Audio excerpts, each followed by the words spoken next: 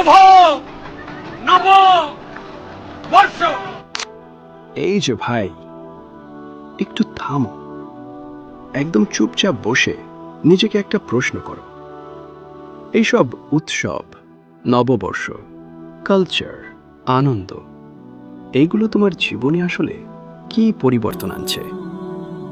রিজিক বাড়ছে, মন শান্ত হচ্ছে, নাকি শুধু একদিনের এক্সাইটমেন্ট, তারপর আবার আগের মতোই বোরিং লাইফ? আমরা মুসলিম, আমাদের উৎসব আল্লাহ ঠিক করে দিয়েছেন। তাহলে কেন আমরা এমন কিছু ফলো করব যার মধ্যে শিরকের গন্ধ আছে, যা আমাদের ধীরে ধীরে দিন থেকে দূরে নিয়ে যায়? সবাই করছে, এইটা কোনো যুক্তি না। কিয়ামতের দিন তুমি একাই দাঁড়াবে। একটু ভাবো, তোমার যৌবনের কতটা সময় তুমি ইসলাম জানার জন্য দিয়েছ? আজ আমরা এমন এক সময় দাঁড়িয়ে আছি যেখানে সংস্কৃতি আর উৎসব শব্দগুলো অনেক সময় আমাদের ঈমানের সাথে সাংঘর্ষিক হয়ে দাঁড়ায়। প্রশ্নটা খুব সোজা, আমরা আসলে কার পরিচয় বাঁচতে চাই? ইসলামে উৎসবের ধারণা খুব পরিষ্কার। আমাদের জন্য নির্ধারিত আছে দুইটি ঈদ, ঈদ উল ফিতর ও ঈদ উল আজহা।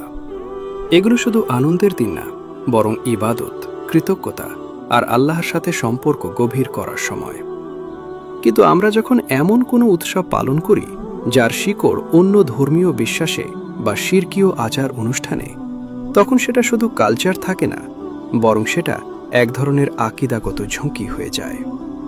অনেকেই বলে, একটু আনন্দ করলে কি হয়? কিন্তু একজন মুসলিমের জীবন কি যা খুশি তাই, নাকি আল্লাহ যা চান? আল্লাহ আমাদের দিয়েছেন বুদ্ধি, হেদায়েত, কোরআন। তাহলে কি আমরা সেই বুদ্ধি ব্যবহার করে যাচাই করব না কোনটা হালাল, কোনটা হারাম? একটু ঠান্ডা মাথায় ভাবো, এইসব উৎসব পালন করে কি তোমার জীবনে কোনো বরকত এসেছে? তোমার রিজিক বেড়েছে? তোমার ইবাদত বেড়েছে? তোমার চরিত্র উন্নত হয়েছে? না, বরং অনেক সময় দেখা যায় অপ্রয়োজনীয় খরচ, সময় নষ্ট আর ধীরে ধীরে দিন থেকে দূরে সরে যাওয়া।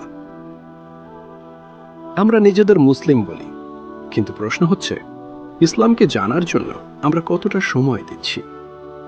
যৌবন, এই সময়টাই সবচেয়ে মূল্যবান।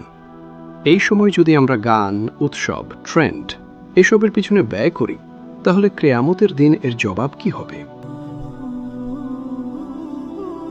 বাঙালি সংস্কৃতি, এই কথাটা আমরা অনেক শুনি, কিন্তু ইসলাম আমাদের শিখিয়েছে যে সংস্কৃতি ঈমানের সাথে সাংঘর্ষিক, সেটা ত্যাগ করতে হবে।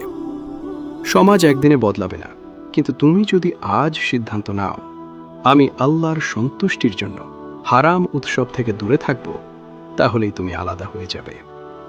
আর আল্লাহ বলেন যে তার জন্য কিছু ত্যাগ করে তিনি তার জন্য উত্তম কিছু ব্যবস্থা করেন।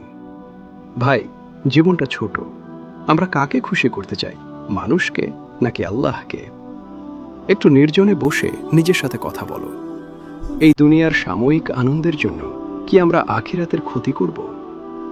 সত্যিকারের সফলতা হচ্ছে আল্লাহ সন্তুষ্ট। আজ থেকেই আমরা একটা সিদ্ধান্ত নেই, এই ক্ষণিকের আনন্দের জন্য আমাদের আখিরাতকে আর ঝুঁকির মধ্যে ফেলব না। আমরা বিরত থাকব এই হারাম উৎসব পহেলা বৈশাখ পালন করা থেকে। হে আল্লাহ, আপনি আমাদের অন্তরকে হিদায়েত দিন, আমাদেরকে সব ধরনের শিরকি কাজ থেকে বাঁচিয়ে রাখুন, আর আপনার নাফরমানি থেকে দূরে থাকার তৌফিক দান করুন। আমিন।